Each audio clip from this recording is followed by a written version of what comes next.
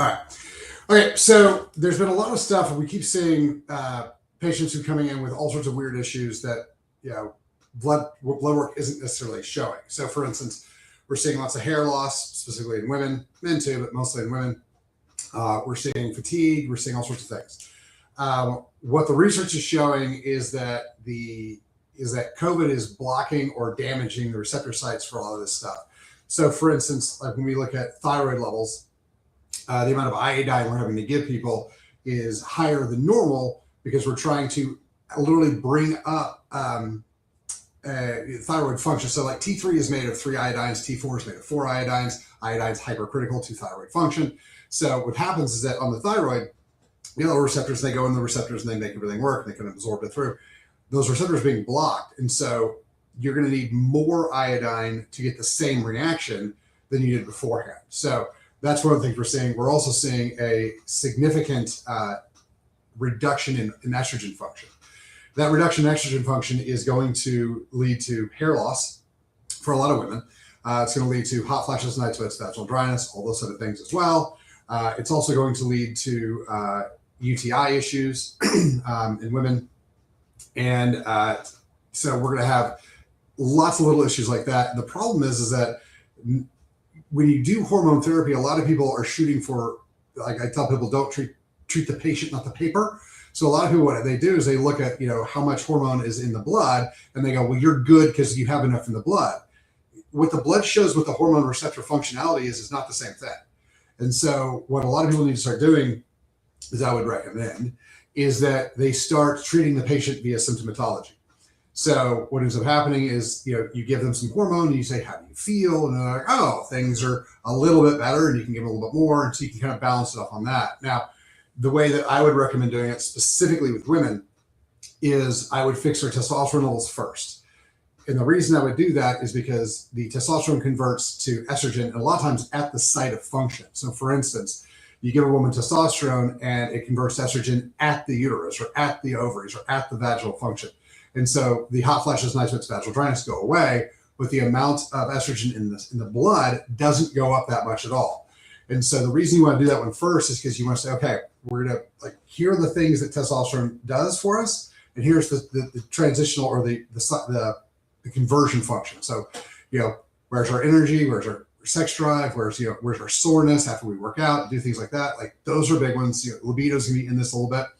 And then once you kind of get that level up where it's supposed to be, then you can go, okay, how are your hot flashes, night sweats, vaginal dryness? How's your UTIs? How's your hair loss stuff? And if they're like, oh, it's all completely better, great. You don't necessarily need more estrogen. However, if they come in and they're like, it's better, but it's not great. Perfect. Now we can start adding it in. Progesterone, by the way, is the job of progesterone is to increase blood flow to the uterus, to increase healthy function, oxygen, nutrient delivery to the uterus to help feed the baby. You don't need a ton of it. However, progesterone does convert to estrogen as well. And it also helps keep the uterus healthy and functional as well. So a little bit of progesterone, this is in women who are, outside of childbearing function. So they're, 35 to 40, and that range up. If they've already had their kids, like I'm not having any more kids, like those are the things you have to keep in mind. It's a completely different functionality for trying to have people with fertility and make babies. So different conversation. This is for like the other 90% of the people. So that's the way that I think it's the best functional way to do it, to make sure that people are getting where they're supposed to go. The other thing is that the reason why it's harder to use the paper, the lab results, to specifically dictate to every patient is if you're like, everyone should be at 52. Well, not everybody's receptor function is there as well. And so some people might need to be at 35. Some people might need to be at 100. And so, those are some of the things you have to factor in. The problem we get into is that there's a lot of people who aren't factoring in physiological function as well. So they're like, well, man, you're really tired. We gave you all these hormones and your fatigue didn't go away. Well, all right, cool. What's their systemic inflammation? Where's their fasting insulin? How much methylated B vitamins are they getting? These are all super important things. Where's their D3? Again, these are really important things. How's their mitochondrial health?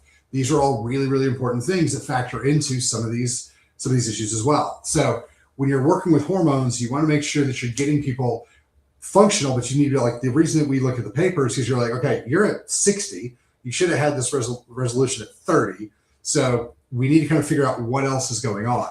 And this is why it's really important that you have to look at the body holistically if you're going to work with peptides or hormones, because if you just like, well, I'm just going to keep giving you testosterone or estrogen or whatever until the problem goes away.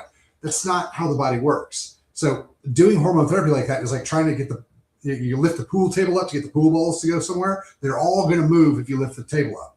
So for instance, if you give a woman estrogen, it's going to convert into other things. If you give them testosterone, it's going to convert into other things. If they're low in B vitamins, sometimes these things won't convert very well. If they're low in fatty acids, like there's a whole bunch of different things that play into this that are usually not taken into account. So we see this with peptide work all the time. This is a great example of how everything works together. When you give somebody a GLP-1 peptide, if you don't recognize that you're now radically increasing fat utilization for someone who hasn't been doing fat utilization function, and you don't increase their methylated B6, you don't increase their bile flow function, you're going to have liver cholestasis, gallbladder, you're going to have those issues. So you're going to have energy issues and things like that. So it's when we start using things, what we have to start looking at is, what is the physiological path? Where's all this go? And how's it all function out? So for instance, same exact idea. If you're using testosterone in men, you're going to be like, all right, look, we can hold you at high levels. You're going to feel amazing. You're going to grow the muscle tissue. You're going to lose the fat, all these things. But at some point, it does affect hair function. So if that's a problem for you, it's not a problem for me. If it's a problem for some of you, you got to kind of dial some of that back and kind of understand where things are going to be. But at the same time, it is always going to reduce fertility and testicular function. So if you are working with somebody who fertility is a problem, or you worry about fertility, you need to work up at the top of the chain to the bottom of the chain. That's where HCG comes in. And so there's a lot of these different things that we have to factor in when we're using hormones, and how does it affect the body, and what other things are affected by making this change.